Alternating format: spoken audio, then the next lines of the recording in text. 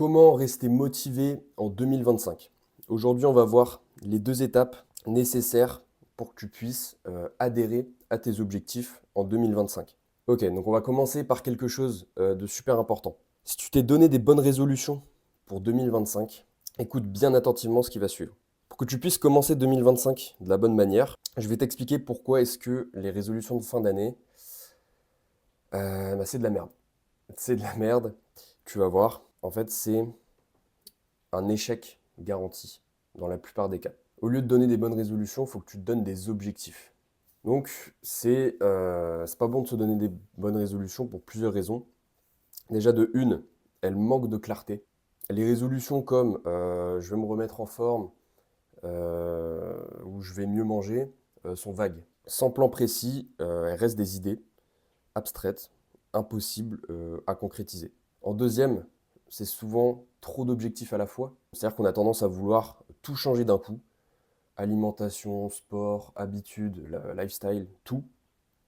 Résultat, en fait, on chope une surcharge mentale, généralement, et donc qui découle sur un abandon. En trois, la motivation, elle est basée sur l'émotion, dans le sens où en début d'année, on se sent motivé par l'énergie du nouveau départ. Mais cette motivation, en fait, elle s'effondre dès qu'on rencontre les premières difficultés, car elle est pas basée, en fait, sur de la discipline. Et tu vas voir que pour atteindre tes objectifs, en fait, tu es forcément obligé de passer par la discipline. La motivation, en fait, elle vient comme elle part. Donc c'est super important d'être sur quelque chose de très concret. En 4, on n'a pas de suivi concret. Généralement, si on dit oui, j'aimerais faire ci, j'aimerais faire ça, et puis en fait, on se base sur rien, on mesure rien, et résultat, bah, on ne progresse pas. Une résolution sans suivi ni ajustement, en fait, c'est voué à l'échec, tout simplement. Les gens ne mesurent pas leur progrès, donc ils perdent l'envie de continuer. Et enfin, en 5, elles sont souvent dictées par la pression sociale. Ça, c'est super important que tu prennes les décisions par toi-même. Évidemment, continue d'écouter tes proches, mais il faut que ta décision reste personnelle. Ok. Beaucoup se fixent des résolutions, pardon, parce que tout le monde le fait, pas parce qu'ils y croient vraiment. Donc en fait, ça va créer une déconnexion entre tes actions et tes véritables objectifs. Et j'aimerais finir par une chose avant de passer sur le premier point. Pourquoi attendre 2025? Pourquoi? Si tu as vraiment envie de changer, pourquoi t'attends? Changer de physique, prendre des habitudes pour ta santé, ça devrait être ta priorité. En fait, je vois pas pourquoi est-ce que on attendrait la nouvelle année, on attendrait le nouveau départ. Enfin, je sais pas, si tu as envie de changer, change maintenant. En fait, c'est ce mindset-là qu'il faut que tu aies. Et justement, de ne pas être dicté par cette vague de motivation comme ça, des bonnes résolutions. Parce qu'en fait, tu regardes bien, personne ne tient, c'est pas concret. Donc arrête d'attendre. Ça définit vraiment un énorme manque de respect envers toi-même. Ok, donc on va rentrer dans le concret avec la première étape essentielle, définir des objectifs.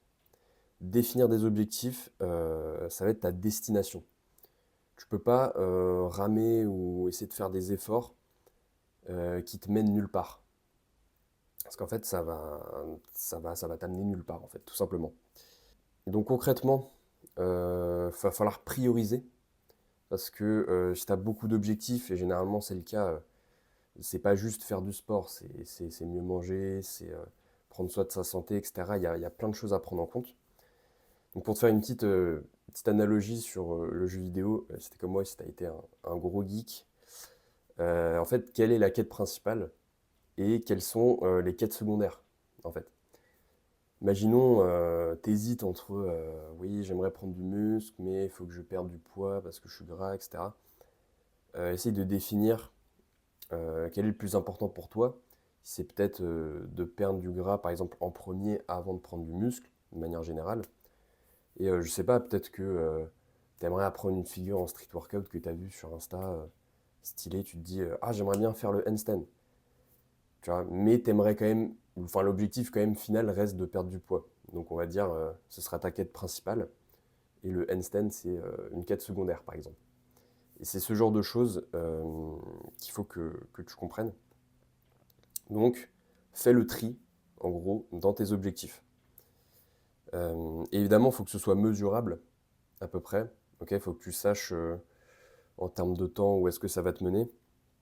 Et il faut toujours que ce soit relatif à ton niveau, dans le sens où si tu es débutant, tu vas pas vouloir, tu vas pas vouloir atteindre direct le haut du panier tout de suite, tu vois. Tu vas pas te dire, ouais, je me suis jamais mis au sport, objectif, je perds 10 kilos en 2 mois, tu vois. C'est déjà perdre juste 1 kilo, ce sera déjà une victoire pour toi, qui a jamais perdu de poids, tu vois, par exemple.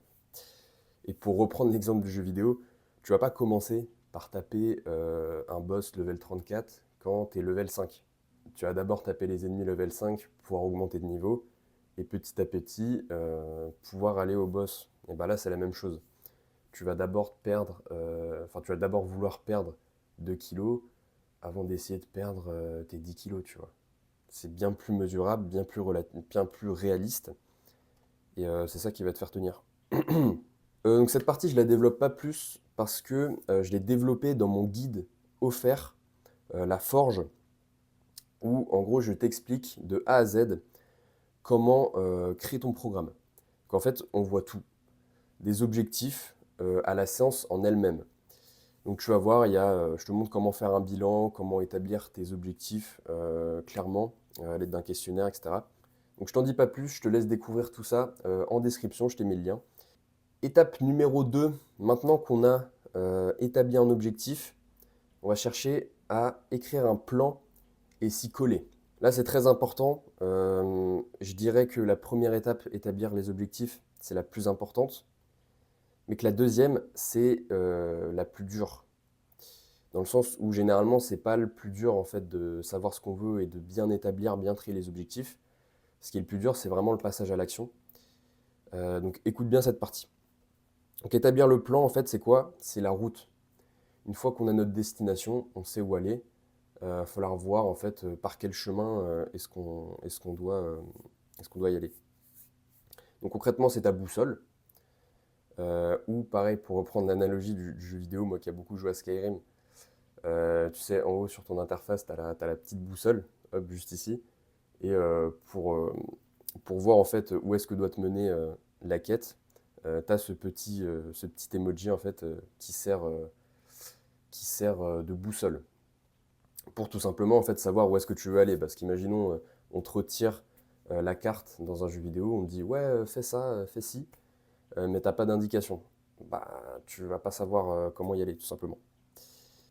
Donc en fait, c'est savoir grossièrement ce qu'on va faire dans l'année.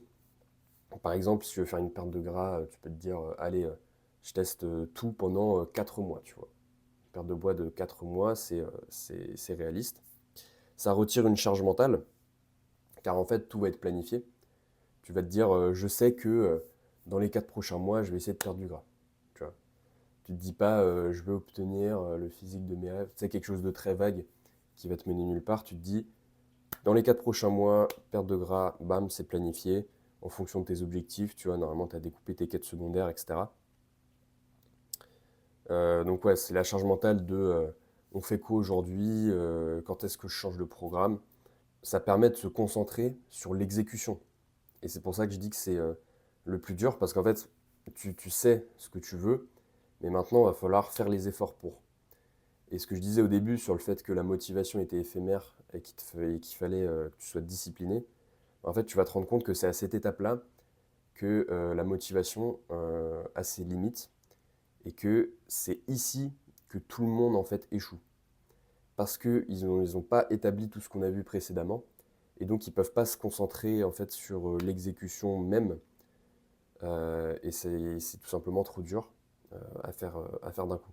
Alors que quand tu sais où est-ce que tu vas et tout est planifié entre guillemets, tu as ton programme de fait, tu sais ce que tu vas faire tel mois, etc. Et ben t'as plus qu'à entre guillemets exécuter bêtement. Donc ça retire une énorme charge mentale. Donc pareil, pour reprendre l'analogie du jeu, c'est bien de connaître le but du jeu. Maintenant, il faut savoir ce que tu dois faire en premier, quels endroits aller explorer, quels ennemis aller taper en premier, etc., etc. Donc concrètement, plus c'est précis, mieux ce sera. Donc là, je t'ai pris une courbe, c'est le toi de maintenant, ce soleil. Et là, c'est ta destination, c'est le but du jeu, c'est ton objectif. Imaginons, là, c'est toi, tu es là, tu es maintenant, tu as envie de perdre du poids. Là, ton objectif, c'est, plutôt que de dire moins 10 kilos ou quoi que ce soit, on veut toujours un résultat visuel. Donc on va dire, je sais pas, aujourd'hui, tu es à 22% de masse graisseuse. Et là, tu veux être à 10% par exemple. Évidemment, ça va pas se faire comme ça et tu vas devoir passer par certaines étapes avant, tu vois.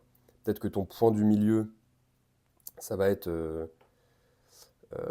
pour un débutant, par exemple, ça va être s'occuper de sa diète, faire un déficit calorique, par exemple. Tu vois, c'est une étape du processus auquel tu vas devoir y passer. Et tu vois, bah, en fait, plus c'est précis, bah, mieux c'est. Dans le sens où, si tu es totalement débutant, la première étape pour toi, c'est de prendre l'habitude d'aller s'entraîner.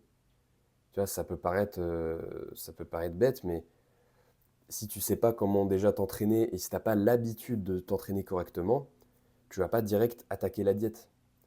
Tu vas pas direct en fait faire programme, plus diète, plus marcher 10 000 steps par jour. En fait, justement, là, on va être sur une surcharge. Ça va être dur à exécuter parce que t'as pas l'habitude, donc ça va te demander un effort et tu vas pas tenir. Alors que quand tu as des étapes, tu découpes en fait tes objectifs. Tu te dis, bah d'abord, je m'entraîne, aller 3 fois par semaine. Une fois que ça c'est validé, entre guillemets, tu te laisses un espace de, je sais pas, 3 semaines par exemple. Une fois que l'habitude elle est mise en place, tu rajoutes quelque chose d'autre. Je sais pas, marcher 5000 pas par jour minimum. Après, petit à petit, compter ses calories, enfin bref. Et petit à petit, ces étapes-là, en fait, elles vont te mener vers ta destination, vers ton objectif, ou tes objectifs. Donc donc voilà, après tu peux avoir, évidemment le but c'est d'avoir le plus de croix possible. Après il y en a des plus petites, des plus importantes que d'autres, etc.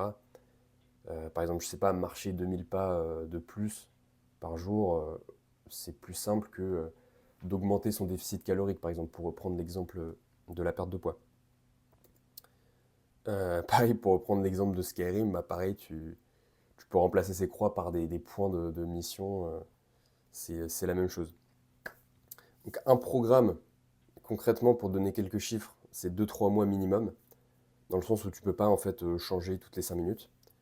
Même d'un point de vue adhérence, hein, comme on l'a vu tout à l'heure, tu sais quoi faire. En fait, c'est planifié.